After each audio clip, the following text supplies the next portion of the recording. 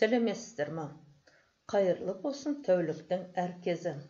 Алматы сервистік қызмет көрсету колледжі. Мамандығы: нан пісіру, макарон және кондитерлік өндірісі. Техник-технолог біліктілігі бойынша кәсіби қазақ тілі сабағы.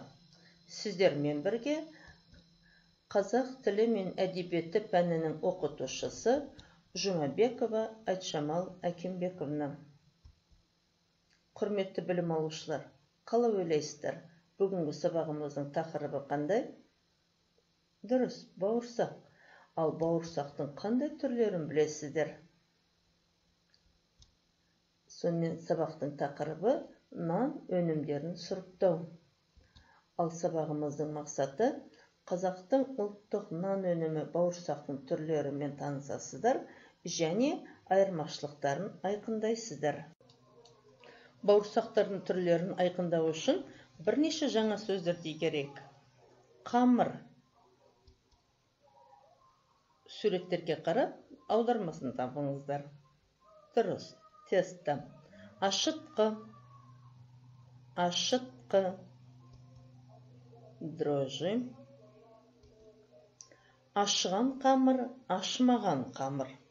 Ашыған қамыр ұнға ашытқы қосқанда ашыған қамыр болады. Сонымен ашыған қамыр дрожжевое тесто. Ашымаған қамыр ұнға ас содасын қосқанда ашымаған қамыр болады. Дұрыс, бездрожжевое тесто. Майға қуырады. Бауырсақты сұйық майға қуырады. Жарят на масле. Бауырсақтың пішіндері: дөңгелек, төртбұрышты, сопақ болады. Сонымен пішін, дұрыс, форма. Сөздерді қайта бір қайталайық. Қамыр, ашытқы, ашыған қамыр, ашымаған қамыр, майға қуырады, пішін. Енді осы сөздерменен бауырсақтың түрлерін туралы бейнебаянға көңіл аударыңыздар.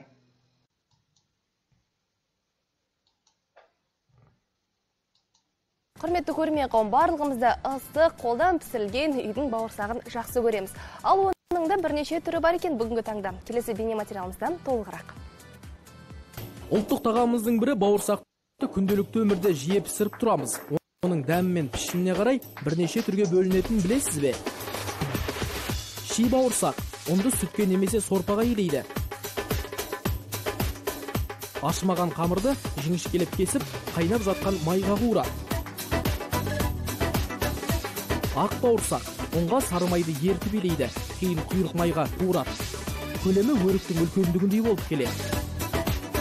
Май бауырсақ қамыры сүт пен майлы сорпаға еленеді. Содан соң майды аса қайнатпай, сәл қыздырып қана қуырады. Шай бауырсақ айранға елеп майға тоғытып қуырады. Бұл ши бауырсақтан сәл үрлеу келеді.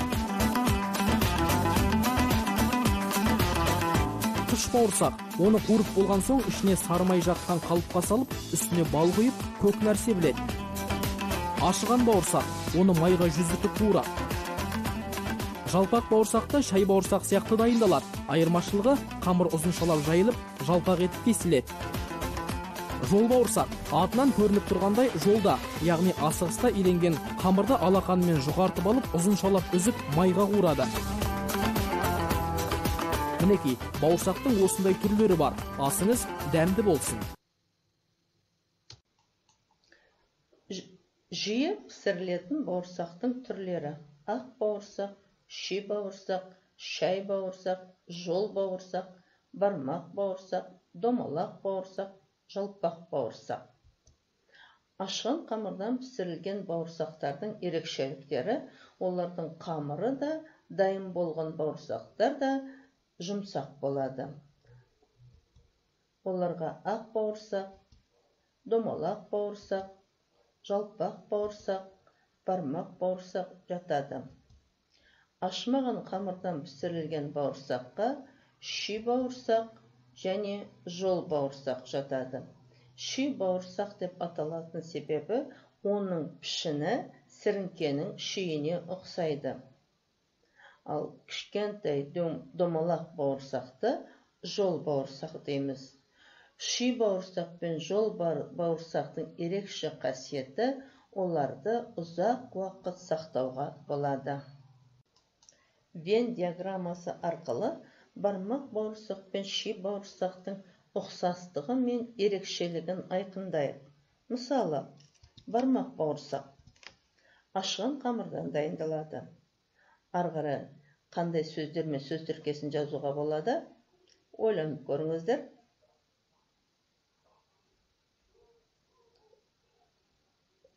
Өздеріңізді тексеріңіздер.